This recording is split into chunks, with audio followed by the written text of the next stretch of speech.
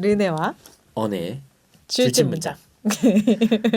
오늘 그 줄임문장 시작하기 전에 재밌는 걸 깨달았어요. 네. 이야기를 하고 싶어서 입이 간질간질했는데 뭐 어떤 걸 깨달았죠? 우리가 이제 시작하기 전에 르네와 언혜가 음. 오늘 너의 줄임문장 뭐냐. 그래서 이제 순서를 정하려고 그렇죠. 그러다가 알게 됐어요. 사실 중요한 사실이 하나 있습니다. 어떤 사실이죠?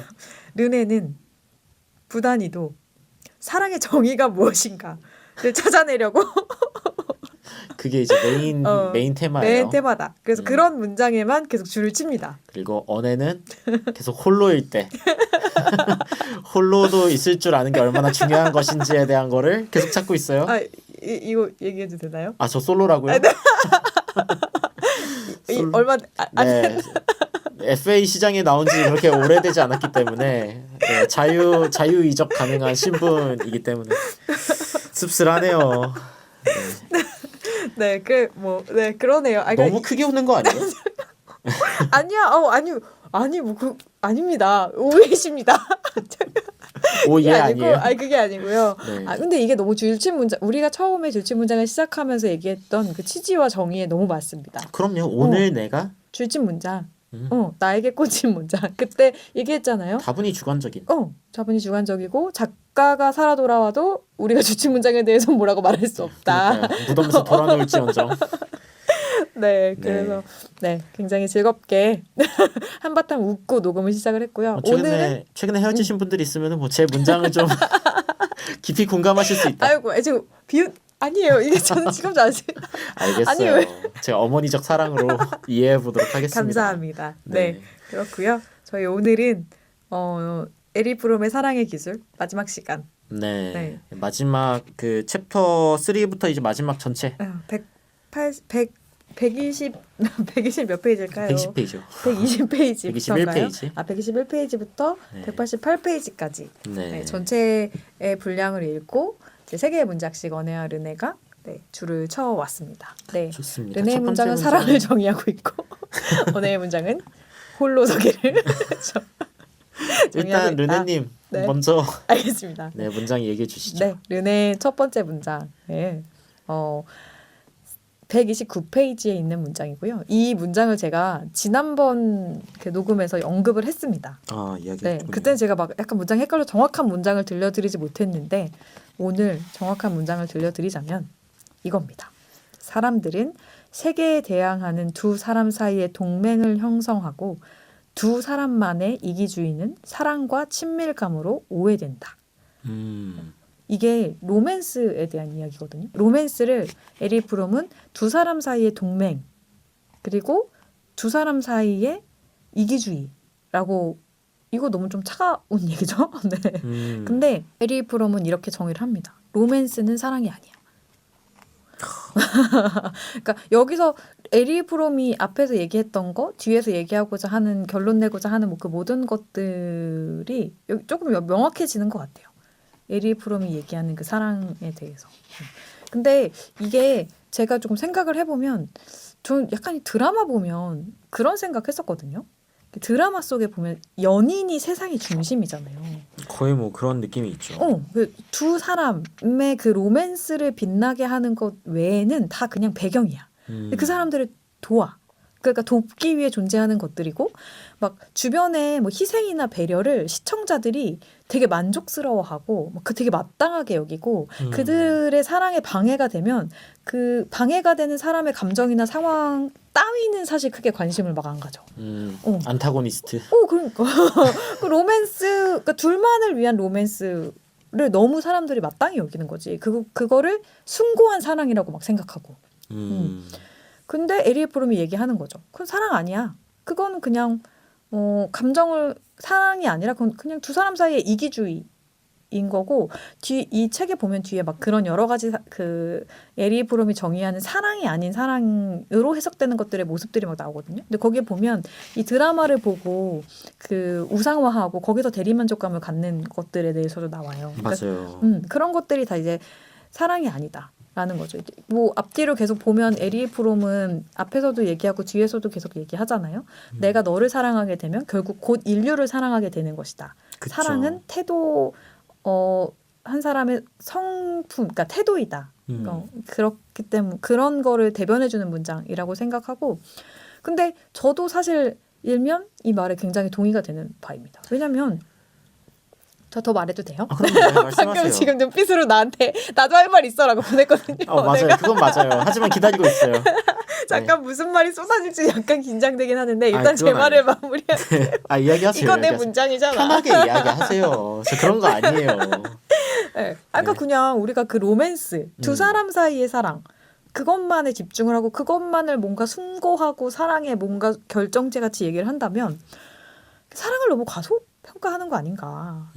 세상에 단 한 사람만을 위해 바칠 수 있는 것이 사랑이라면, 그러니까 물론 로맨스에서는 남녀간의 사랑, 부부간의 사랑에서는 그게 의미가 있지만, 그러니까 사랑이라는 것을 우리가 이제 보자고 하는 거니까.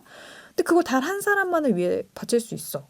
그거 외에 다른 사람의 눈길도 주지 마, 돕지도 마, 손 내밀지 마, 막 이렇게 그런다면 그게 뭐 너무 짜치지 않나요? 짜치다. 크고 거대 우리가 생각하는 그 사랑의 위대함이라고 하기에는 물론 뭐 이렇게 한 사람을 위한 희생적인 영웅적인 사랑 너무 숭고하고 그렇지만 우리는 이제 사랑이잖아요.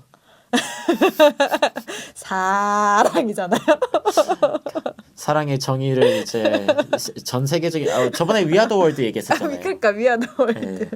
아니 근데 이게 이 챕터가 현대 서양 사회에서의 사랑의 분교에 대한 이야기를 이제 하고 있고, 네. 그래서 이제 이게 나오는 이 맥락이 나오는 이제 그 앞뒤를 좀 살펴보면은 여하튼 그 뭔가 인간이라기보다는 하나의 상품이 되어버린 이제 인간. 그냥 자본주의 네. 사회에서의 그리고 그런 상황에서 이제 서로 뭔가 거래하는 느낌의 그런 부분이 든다던가, 아니면은 더 나아가가지고 아까 이야기했던 두 사람만의 어떤 피난처가 되는 이런 거에 대한 이제 비판이 맞는데, 근데 모든 로맨스의 형태가 그러한가라고 생각하면은 저는 또 그렇지는 않다고 생각을 해요. 그러니까 그 제가 아는 커플들 중에 그 서로에 대한 사랑만을 이제 뭔가 사랑의 정의로 생각하고 나아가지 않는 커플들도 있거든요. 그러니까 그 다른 대상을 그 뭔가 그 자신의 파트너처럼 사랑했다 이런 개념이 아니라 더 넓은 개념의 그 사랑을 실천하면서 살아가고 있는 그런 커플들이 자신의 사랑 또한 되게 잘 가꾸어 나가는 거를 이제 보면서 에리 프롬의 말이 맞을 수 있겠다라는 생각을 했던 것 같아요. 바로 방금 그 언혜가 말한 데에 포인트가 있는 것 같아요. 그러니까 두 사람, 저는 이게 사실 단계라고 생각하거든요. 사랑의 어떤 하나의 단계. 그러니까 에리 프롬 계속 얘기하잖아요. 나를 스스로를 사랑할 줄 아는 사람이 타인을 사랑할 줄 알게 되고. 그 얘기 중요하죠. 그리고 네. 홀로 설 줄 아는 사람이 타인을 사랑할 줄 알게 되고. 그래서 네. 타인을 사랑함에 사실 로맨스만큼 강력하게 타인에 대한 사랑을 경험할 수 있는 건 사실 거의 뭐 어머니, 뭐 부모의 자식 사랑 뭐 있지만 로맨스가 사실 굉장히 강력하고 집약적이고 순간의 폭발성이 크죠. 그거를 성에 대해서 이제 그렇게 표현을 많이 하잖아요. 여기에서 순간적인 합의를 경험을 할 수 있는 쉬운 방법이지만, 근데 그 뒤에 느껴지는 그게 쉽지 않다. 지속성이 약하다 이런 얘기를 앞에서 에리 프롬도 했는데, 이런 단계를 거쳐서 둘이 합의를 이뤘을 때 그 합의의 경험이 또 타인을 향하게 만들어주는 그 기초를 조금가 되어주는 그런 단계로 나아가게 된다면 그거는 정말 사랑이 맞고 사랑의 과정인 것인데, 에리 프롬이 얘기하는 거기서 끝나는 거, 두 사람만의 사랑 안에 갇혀버리고 또 심지어 그 사랑을 위해서 타인의 배려와 희생을 더 마땅하게 여겨지는 그 어떤 분위기가 형성됐을 때 그건 사랑이 아니야. 명백히 사랑이 그래요. 아니다. 저도 그건 동의합니다. 동의해줘서 감사합니다. 제가 뭔가를 꼭 이렇게 태클할 때만 말을 하는 게 아니에요. 참고로. 아니 약간 저는 좀 균형을 잡으려고 하는 건데. 아까 그 눈빛이 뭔가 아니야. 강렬했어. 네. 네, 일단 그러면 제 문장을 좀 말씀드려도 될까요? 네, 그럼 이제 저는 할 말 다 했으니까요. 네. 언혜의 첫 번째 문장 말씀해 주시죠. 제 첫 번째 문장은 네. 근본적인 문제는 두 사람이 서로의 어디인지 존재를 먼저 말씀해 주시면 안 돼요. 죄송합니다. 네. 148페이지. 148페이지. 네. 읽고 말씀드릴까 했는데 148페이지고요. 네. 저희도 합의를 이뤄야죠. 같은 페이지에 있어야 되니까. 네. 근본적인 문제는 두 사람이 서로의 존재를 에센스 차원에서 경험하는 것이요. 각자가 자신들에게서 도망치지 않고 자기 자신과 하나가 됨으로써 서로 합의라는 것이다. 이 문장을 뽑은 이유는 제가 근래 이제 그 관계 속에서 어떤 경험을 했냐면은 생각보다 나는 어떤 문제가 있을 때 회피를 하는 부분들이 있다. 그러니까 뭐 전부 그런 건 아니지만 너무 어렵거나 자주 좌절하는 어떤 상황들이 있을 때 약간 포기하게 돼버리는 그런 부분들이 분명히 있는 것 같다라는 생각을 근래에 좀 하게 됐어요. 그리고 그게 관계에 안 좋은 영향을 미칠 수 있다라는 생각도 하게 되고 뭔가 반성하는 거죠. 이제 모든 이별에는 필연적으로 그런 그 생각이 따르는 것 같아요. 그러니까 내가 좀 더 나은 사람이 될 수 있다면 어떤 면에서 노력을 해야 될까? 그런데 최근 제가 하고 있는 생각은 내가 조금 더 정직하지 못했던 부분이 있다면 그런 부분들이 분명히 관계에 영향을 미쳤을 수 있겠다. 근데 어떻게 영향을 미쳤는가를 생각할 때 이 문장이 너무 잘 설명해 주는 것 같은 거죠. 그러니까 뭐 여기에 조화, 갈등, 기쁨, 슬픔 뭐 이런 문제는 부차적이고 서로의 존재를 진짜 정수 차원에서 이제 경험할 수 있느냐. 그리고 그렇게 하기 위해서는 자신들에게서 도망치지 않고 하나가 되는 방법을 찾아서 합의를 하는 거다. 그러니까 제 생각에는 이런 문장이 나올 수 있는 배경에는 에리 프롬이 되었건 아니면 에리 프롬의 상대가 되었건 누군가가 자신의 정수를 포기하면서 합의를 하려다가 실패해본 경험들이 뭔가 바탕이 되지 않았나라는 그런 생각을 좀 해봅니다. 제가 이 책 제가 뽑은 문장에는 이게 없는데 네. 요런 톤의 그러니까 에리 프롬이 계속해서 결국은 스스로를 알아야 된다. 나를 알아야만 그 사인을 사랑할 수 있고 성숙한 사랑을 해낼 수 있다라는 얘기를 계속 하잖아요. 그렇죠. 그러다가 무슨 생각이 들었냐면 그 이제 뭐죠? 그 금쪽이나 이런데 이제 아동 심리나 이런 거 하시는 오은윤 박사님이나 뭐 이런 네. 분들이 나와서 계속 하시는 말씀 중에 하나가 그게 있었어요. 그러니까 아이에게 물어보라고. 근데 이게 그러니까 너 왜 그렇게 했니? 뭐 왜 네가 그렇게 화가 났을까? 왜 이렇게 짜증이 났을까? 뭐 이런 걸 물어보라고 해서 근데 이게 되게 잘못 왜곡돼가지고 엄마들이 다그치듯이. 아니 유치원 선생님이나 뭐 이렇게 한테 음. 아이가 뭔가 너무 유치원에서 말썽을 부렸어. 네. 그래서 선생님한테 혼났어. 그러면은 우리 애 감정은 물어보셨나요? 막 약간 이해하려고 노력하셨나요? 막 이렇게 한다고. 근데, 정말 마음 아프네요. 근데 제가 갑자기 그 생각이 딱 나면서 네. 어떤 생각이 들었냐면 아이에게 그러니까 아마 그 선생님들이 아이에게 물어보라고 왜 그랬냐라고 물어보라고 한 건 이런 이유가 아니었을까 싶어요. 아까 합의 그러니까 너 아이가 선생님한 어른이 아이의 감정을 이해하기 위한 뭐 물론 그런 것도 있겠지만 질문의 주 목적은 그게 아니고 아이가 스스로 내가 왜 지금 이렇게 화가 났지? 내가 왜 이렇게 짜증이 났지? 내가 왜 이렇게 지금 자기 이해를 돕는 질문이다. 그거를 스스로 생각해보게 하기 위해서 너 왜 그렇게 지금 짜증이 났어? 왜 이렇게 땡깡을 부리는 거야? 라는 왜냐면 중간에 보면 에리오 프롬이 우울한 감정이 왔을 때 거기에 빠져드는 게 아니라 스스로 내가 왜 이렇게 우울하지? 내 이 불안감의 원인이 뭐지? 라는 질문을 던질 줄 아는 사람이어야 된다고 하잖아요. 맞아요. 그러니까 그 아동심리학 박사님들이 그 뭐야 이상한 문화를 만들어냈어 이게 아니라 그분들이 말했던 건 이거였는데 그러니까 의도가 중요한데 의도 없이 왜곡돼서 세상에 그렇게, 퍼져버렸다라는 그런 생각이 좀 들었어요. 그래서 성인이 된 우리도 계속해서 스스로에게 유치원 선생님이 해줄 거 아니니까 내가 왜 이렇게 그리고 어떻게 보면 제 다음 문장이 그거를 어떻게 할 수 있는지를 알려주는 문장 같아요. 진짜 궁금하다. 그러니까 제가 161페이지인데 네. 그 161페이지에서 어떤 이야기가 나오냐면은 역설적으로 말하면 홀로 있을 수 있는 능력은 사랑할 수 있는 능력의 조건이 된다. 라고 하는 문장이 있어요. 네. 근데 제가 이제 이 문장에 줄을 친 이유가 그 앞에 뭐 그런 얘기가 나와요. 그러니까 사랑을 하려면은 자신을 어쨌건 알아야 되고 정신을 집중할 줄 알아야 하는데 근데 이 시기에는 이 시기의 쇼츠는 독서를 하거나 라디오를 듣거나 담배를 피우거나 술을 마시는 건가 봐요. 이걸 통해서 홀로 있는 어떤 고독을 이제 마주하지 않고 대면하지 않고 있을 수 있는 건데 이런 것들을 하지 않고 홀로 있는 거를 배우는 게 사랑을 하는 걸 필수 불가결한 조건이다. 이제 이야기를 하거든요. 네. 그래서 그 상황 가운데 이제 여러 가지 어떤 그 불안도 느끼고 여러 가지 어떤 그런 느낄 수 있지만 그거를 뭔가 회피하거나 뭐 합리화하거나 그런 게 아니라 전적으로 이해하려고 하는 것. 아, 내가 이래서 그랬구나. 이런 신호가 어디서 오는구나. 진정으로 그거를 포용해주고 오히려 그렇게 할 때 그런 어떤 미성숙한 것들로부터 좀 벗어날 수 있다는 그런 이야기가 있어서 좀 이 과정을 좀 거쳐야만 좀 더 이렇게 에센스로 만나는 정말 어떤 사람의 존재적인 근원과 존재적인 근원이 만나는 그런 경험을 서로 할 수 있지 않을까 이런 생각을 좀 해보게 된 것 같아요. 네. 제 두 번째 문장이었습니다. 네. 다음 문장이 근데 제 바로 뒤에 있지 않으신가요? 아닌가? 저의 더 뒤에 있나요?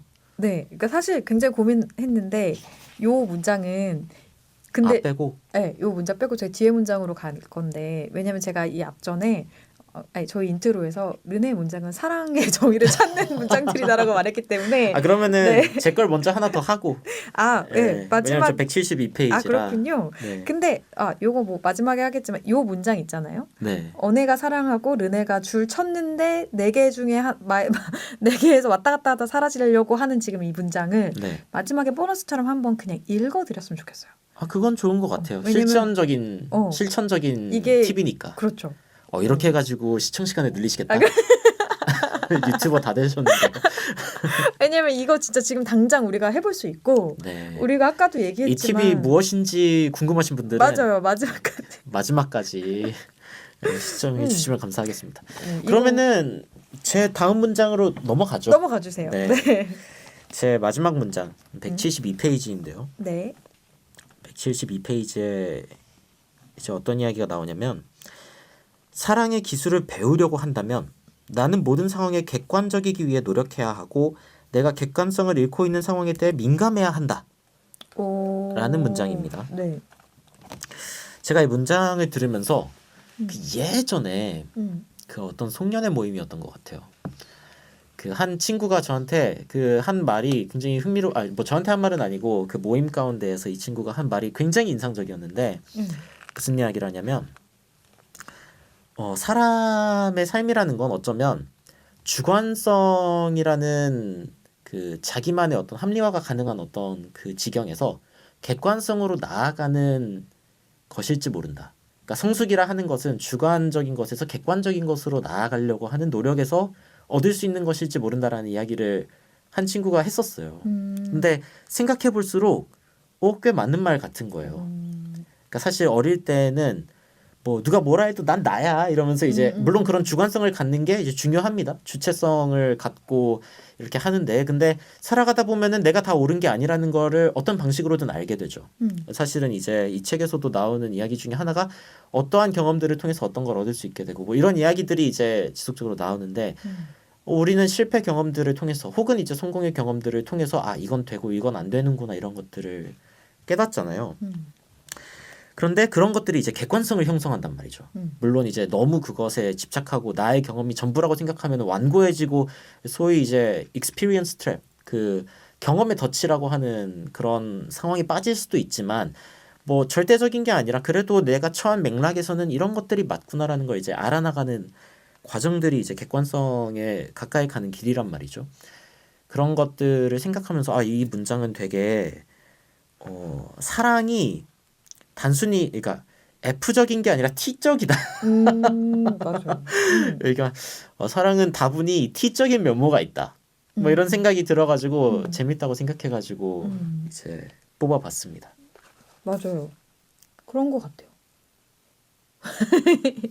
근데 뭐 아까 뭐 본인의 주관성, 주체성 이라고 뭐 언니가 얘기했는데 이리프룸이 여기서 계속 스스로에 대해서도 객관적성을 유지해야죠. 그럼요. 얘기했잖아요. 근데 그게 아까 그 바로 직전에 얘기했던 내가 우울할 때, 그 내가 우울하다는 감정을 인지하는 것, 그건 굉장히 주관적인 건데, 그 내가 왜 우울하지? 라는 객관적 관점으로 바로 넘어가려고 해야 한다고 하잖아요. 그 질문을 던지는. 그래서 이렇게 주관적인 감정을 바로 인지해서 객관적인 그 질문으로 상태로 넘어가는 것 그거를 다 가지고 있는 거가 성숙의 나으로 나아가는 길인 것 같습니다. 물론 이제 그 네. 감정 자체를 무시하라는 뜻은 아닐 그죠. 거예요. 이게 이제 그렇게 되면은 주지화의 어떤 이제 예전에 이야기했던 그러니까 굉장히 그 지적으로 모든 것들을 이제 설명하려고 하고 그 안에 있는 어떤 그 감정들을 안 느끼는 상황이 될 수 있는 그렇다기보다도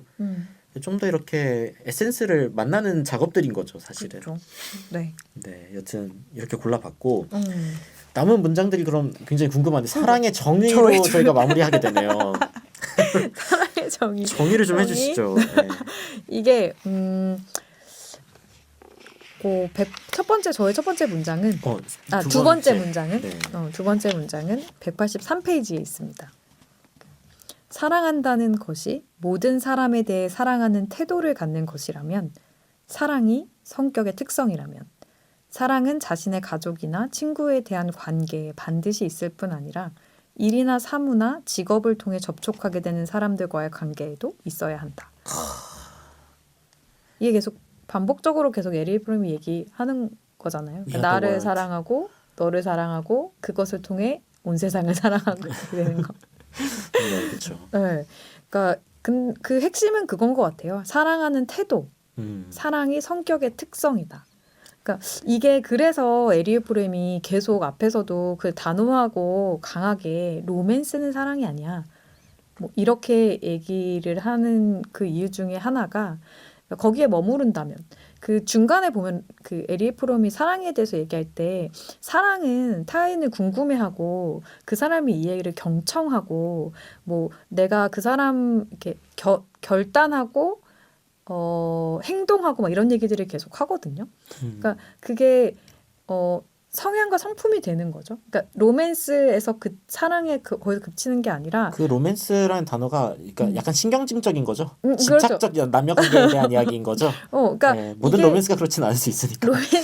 그러니까 로맨스를 통해서 내가 타인을 향해 귀 기울이고 궁금해하고 귀 기울이고 좀 행동 그를 위해서 행동하고 이런 것들을 경험해 보면서 이렇게 사랑한다는 것이 얼마나 아름답고 너를 사랑하면서 내가 얼마나 또 만족스럽고 하는 것들을 경험해 나가면서 그것이 나의 특성이 되는 거죠. 그쵸, 태도로 이어지면 일을 할 때도 다른 타인에 대해서 계속해서 그렇게 생각하게 되는 거죠. 이 사람이 지금 필요한 게 뭐지? 이 사람이 무슨 얘기를 하고 있는 거지? 라는 것을 계속 경청하고 들을 수 있잖아요. 모든 사람에 대해서. 맞아요. 그게 태도가 되는 것.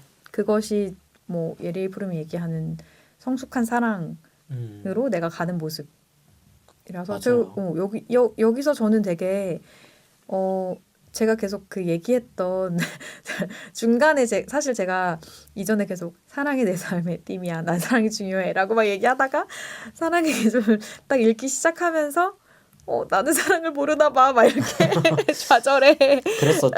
그런 때가 시기를 있었죠. 조금 보내고 있었는데 이 문장을 딱 보고 나서 다시 한번 그치 사랑이란 이런 것이지. 이거는 내가 그리고 이 앞에 계속 에리 프롬이 훈련이 인내, 정신 집중 이런 것들이 사람의 기술을 얻기 위해서 계속 필요하다고 얘기하잖아요. 네, 그렇죠. 그런 것들을 통해서 내가 이거 할 수 있겠다. 내 가족이나 친구나 같이 일하는 동료들에게 경청하고 궁금해하고 그렇게 조금 하는 태도들을 내가 계속 가질 수 있겠다. 저는 그게 또 그 자전거 탈 때 여러 가지 동시에 신경 쓰는 것처럼 그 과정 동시에 나에 대한 그 인지도 동시에 있어야 되는 거잖아요. 그러니까 뭐 상대방을 무조건 배려한다가 아니라 나의 상태가 또 어떠한지 듣고, 내 감정이 어떠한지 나의 어떤 그런 부분과 함께 이제 내가 가지고 있는 자원을 파악하면서 동시에 상대방과의 어떤 연결 지점을 찾고 하는 거니까 이게 굉장히 어떻게 보면은 저글링을 하듯이 그렇죠. 그런 기술이다. 역시 사랑은 기술이었다. 기술이었다. 그렇다. 저글링 바로 할 수 없잖아요. 결론은 그는 옳았다. 에리 프롬은 옳았다. 나쁘지 않은. 근데 이야기인데요. 이게 또 연결이 되는데 아까 제가 마지막에 이거는 그 선물처럼 보너스로 꼭 읽어드릴 거예요 하는 문장이 네. 그 타인의 경청하는 태도를 갖기 전에 내가 단단해야 그게 가능하잖아요. 그래서 나를 경청해보는 기술을 알려주는 문장이거든요. 아, 그쵸. 그래서 내가 나를 딱 매일 나를 듣고 나를 경청하고 내가 그래서 조금 평온한 상태가 단단해졌을 때 일상의 삶에서 타인을 들어볼 수 있는 또 이제 여유가 생기는 거 되니까 마지막까지. 저는 실천 중인 기술입니다. 맞아. 예전에 막 얘기했죠. 우리 막 그 얘기 막 했잖아요. 이 책 읽기 전부터 제가 이거에 맞아, 대한 이야기를 맞아. 했거든요. 그래서 이거 마지막에 얘기하시죠. 네, 마지막에 이야기하고 일단 다음 문장을 그럼 저의 마지막 마지막 문장을 읽겠습니다. 185페이지에 있고요. 이게 사실은 제가 생각할 때 이 책을 쓴 에리 프롬이 이 책을 쓴 이유입니다. 그리고 이 책 말미에 보면 제가 이 에리 프롬이 자기가 쓴 다른 책을 언급해요. 그래서 그 책을 읽어야만 사실 이게 완성돼. 내가 와, 이 대단한 사람이다. 이 사람 지금 영업했어 자기 책. 그래서 오늘 영업하신 건가요? 이 마지막 한 문장을. 이 책 그 문장이 뭐냐면 저의 르네의 세 번째 문장, 마지막 문장은 그러나 사랑의 실천은 공정성과 사랑의 차이를 인식하는 일로부터 시작되어야 한다. 이게 무슨 뜻인가요? 이게 그 에리 프롬이 계속 얘기하는 것 중에 하나가 자본주의 시대에 대해서 얘기하거든요. 아무래도 그때 당시에 서양 사회, 물론 지금도 자본주의가 그렇죠. 굉장히 주류 그거니까요. 그게 뭐냐면 앞에 보면 그러니까 바로 앞에 보면 이런 문장이 있어요. 유대 기독교의 규범은 내 이웃을 사랑하라. 다시 말하면 이웃에 대해 책임을 느끼고 이웃과 하나가 되라는 것이고 반면 공정성의 윤리는 책임이나 일체감을 느끼지 말고 멀리 떨어져 있으라는 것이다. 이 문장이 있거든요. 그러니까 자본주의에서는 공정성을 얘기하는데 그것은 그 시장에서 재화와 노동을 교환하거나 할 때, 그러니까 교환할 때 공정하게 하라는 거예요. 근데 사람들이 그것을 타인에 대해서 내가 속이지 않고 이제 공정하게 정직하게 하는 것들에 대해서 뭔가 이제 헷갈린다는 거죠. 타인을 선대한다. 되게 사랑한다. 흥미로운 게 여기서 이야기하는 사랑은 되게 합의에 가까운데 여기서 이야기하는 공정성은 되게 그 구별을 두는 거에 맞아요. 대한 이야기를 하네요. 근데 사실 저는 또 진짜 이게 지금 또 눈빛이 또 살짝 이제 이야기하자면 제가 최근에 이제 디트리 보네퍼의 윤리학 책을 읽고 있는데 근데 그 책에서 이제 윤리에 대한 이야기를 할 때에는 사실 좀 다른 접근을 가지고 있다고 생각을 해요. 그러니까 물론 이제 윤리와 공정성이 직접적으로 이어지는 1대1 관계 단원이라는 좀 약간 의구심이 있을 수 있지만 근데 그럼에도 불구하고 여기서 나오는 이제 공정성의 윤리라는 단어를 봤을 때 저는 이게 약간 좀 너무 사랑이라는 컨셉을 강력하게 대비하기 위해서 이 단어를 쓴 것 같은데 저는 꼭 그렇지 않다고 생각하고 되게 양면이라고 저는 생각하고 있기 때문에 좀 깜짝 놀란 것 같아요. 이 문장을 다시 이렇게 하이라이트 되어서 읽으니까 뭐 하여튼 이게 바로 제가 유고원 씨는 이 직전 그 회차 녹음에서 사랑의 정의가 뭔지 계속 여기서 찾아 헤맸던 이유가 에리 프롬이 얘기하는 사랑이 꼭 모두가 동의하는 사랑은 아닐 수도 있어 막 막 얘기했잖아요. 네, 그렇죠. 그겁니다. 이거였습니다. 그러니까 그가 얘기하는 사랑은 무엇이고 그러면은 뭐 하나만 여쭤봐도 될까요? 무서워. 뭘 물어보려고? 아니 르네가 그러면 정의하는 사랑이 이 책을 읽고 나서 네네. 뭐 많이 바뀌었나요? 아니면 좀 비슷한가요? 그게 무슨 의미죠? 이 책을 읽으면서 원래 가지고 있던 사랑의 정의가 있다면 많이 바뀐 것 같나요? 아니면... 사랑의 정의가 사실 없었죠. 아, 굉장히 두루뭉실. 그래서 찾아 나섰군요. 그렇죠. 그래서 찾아 나섰죠. 그러니까 제가 이 얘기했었던 것 같아요. 사랑은 되게 그 이전에 제가 난 사랑이 중요해라고 얘기를 그래서 제가 부끄럽다고 얘기하면서도 그냥 사랑은 좋은 거니까. 라고 생각했는데 생각했고 나도 좋고 너도 좋고 좋은 게 좋은 거 사랑 그냥 따뜻한 말 한마디 뭐 이런 게 사랑 그러니까 너무 얕게 사랑을 보고 있었는데 그래서 진짜 사랑이 뭔지 찾아보자라고 했고 사랑의 얼음풀장에 빠졌네요. 그러지. 그래서 사랑의 기술을 읽으면서 제가 막 엄청 막 이렇게 부딪혔죠. 막 이게 뭐야 무슨 말이야. 허우적 됐는데 어쨌든 좀 근데 오히려 끝까지 읽으면서 좀 편해졌어요. 왜냐하면 에리일 프롬이 이 대가라고 하는 사람이 얘기하는 사랑도 사실 완벽한 사랑의 정의라고 볼 수는 없고, 이렇게 모두가 찾아가는 거구나. 근데 어떤 한 지점들이 있을 거고, 뭔가를 향해 가고 있구나. 이 책의 뒤쪽에 그런 얘기가 나와요. 그 사랑에 대한 그 이야기들 중에 이걸 기술로 이야기한 첫 번째 시도가 바로 이 책이기도 하고, 그리고 더 나아가서 저자가 죽었는데도 불구하고 여러 가지 토론을 촉발시키는 책이 이 책이기도 한데 그런 책이 사실 많지 않다는 거죠. 근데 그 자체로서 이제 가지고 있는 가치가 있는 것 같고, 저희가 이런 이야기를 할 수 있는 것도 굉장히 좀 재밌다라는 맞아요. 생각이 그 후문을 읽으면서 좀 들었던 것 같아요. 근데 이 책에 그 보면 굉장히 또 위로가 되는 거 뭐냐면 에리일 프롬이 이 공정성 얘기하면서 자본주의와 사랑은 그 양립할 수 없다 막 이렇게 얘기해요. 그래서 사실은 않죠. 이 구조 시대에 자체가. 그 누구도 사랑하지 사랑을 진정한 에리일 프롬이 얘기하는 의미의 진정한 사랑은 거의 하지 못하고 있다. 뭐 이런 식으로 얘기를 하기 때문에 제가 이 앞전에 던졌던 사랑에 대한 무수한 많은 질문들에 대해서 그거 맞아. 네가 헷갈리고 네가 조금 완벽하게 정의하지 못하고 뭐 에리일 프롬의 하는 말들을 다 이해하지 못하거나 이런 거 너무 당연해. 뭐 그렇게 구조적으로 좀 그럴 수 있다. 그래서 조금 더 이제 평안을 찾았고 그리고 에리일 프롬의 이 책을 시작으로 해서 제가 좀 이제 저는 이제 성격적 가치관을 굉장히 중요하게 생각하기 때문에 그런 여러 가지 것들을 같이 공부하면서 진짜 사랑을 한번 찾아보자라는 기대감이 또 생겼습니다. 사랑의 여정의 끝이 아니라 시작이었네요. 시작이죠. 여기가 바로 르네의 사랑의 시작이다. 끝의 다른 이름은 시작이었다. 네. 그러면서 좋습니다. 여러분에게 드리는 저의 사랑의 선물로 아까 말씀드렸던 이 문장 좋아요. 네. 왜냐면 그러니까 사실 이거는 문장이 좋다기보다는 이건 정말 내용이 좋은 거죠. 네, 내용도 좋고 이거에 대한 간단한 코멘트 하면서 또 마무리하면 될 것 같아요. 일단 네. 문장을 좀 읽어주시죠. 네. 책으로는 162페이지에 있는 문장이고요. 네. 두세 가지 매우 간단한 연습.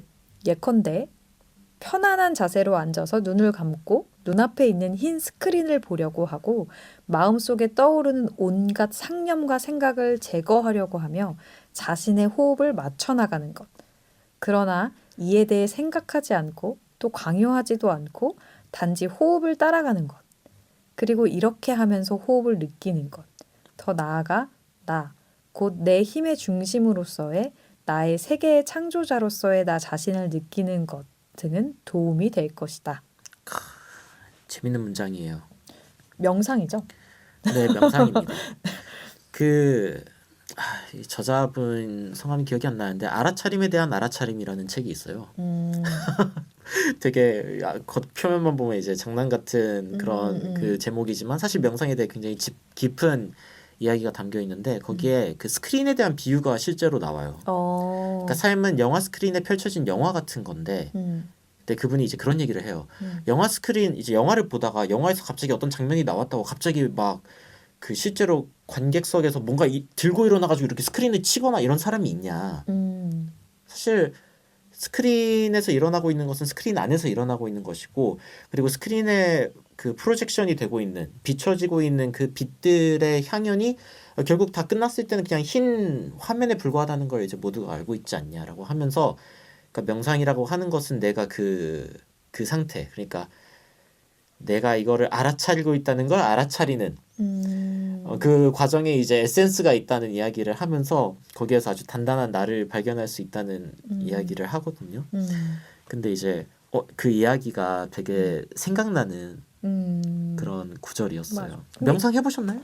저는 사실 명상은 안 해봤고요. 그래서 사실 이게 있고 그러니까 명상이지만 또 명상이 아니라고 이거 이제 이 문장 얘기하면서 녹음 전에 네. 언혜랑도 얘기했지만 되게 신기한 부분이다. 왜냐면 그 육체적 그러니까 이건 이제 정신적 건강을 얘기하는 사람 그리고 의사 그러니까 신체적 건강을 얘기하는 분들 그리고 업무적 그 능률을 올리는 그 일적인 생산성 코치들 생산성 뭐 이런 코치들 사람들도 그러니까 모든 사람들이 사실 동일하게 얘기하는 그것 중에 하나가 바로 이거거든요. 그러니까 명상이라고 칭한 명칭은 사람마다 다 다른데 그냥 고요한 시간에 자기 그 호흡에 온전히 집중하는 나 자신의 그 현재 상태에 온전히 집중하는 시간을 가져라. 이게 굉장히 다 동일하게 얘기하는 거거든요. 그래서 이 문장이 이게 지금 몇십 년 전에 쓰여진 지금처럼 막 그런 것들에 대해서 과학적 데이터를 기반으로 연구해서 막 이렇게 하니까 뭐 뇌파가 어떻게 되고 막 그런 그거 없이 또 에리 브롬이 이 얘기를 여기다가 당신이 사랑의 기술을 습득하기 위해서 이렇게 하는 것이 도움이 될 것이다 라고 썼다는 게 굉장히 흥미롭고 이 사람 역시 대단한 사람이었군 뭐 이런 생각이 이 사람의 경험 가운데에서도 이제 여러 가지 그런 뭐 개인 역사에 좀 힘든 일들이 있었을 때 사실은 마음 챙김에 대한 기술을 이제 배운 적이 있었다고 해요. 그리고 그게 실제로 도움이 됨을 느꼈을 것 같고. 그 저는 사실 이게 제가 처음에 이런 것들을 배웠던 거는 기독교적 관점에서는 네. 기도였어요. 그럼요. 저는 기도가 멀리 떨어져 사실, 있지 않다고 생각합니다. 항상 입을 벌려 말하는 것만이 기도가 아니라 그 신과의 고요한 시간에 내 안에 내재해 있는 그것에 대해서 집중하고 고요한 시간을 보내는 것. 그게 합일이잖아요. 사실 그쵸. 신과의 네. 합일. 그래서 일단 이런 행위 자체는 이런 시간 자체는 모든 인간에게 필요하고 굉장히 도움이 된다라는 거는 거의 뭐 그냥 정답이구나.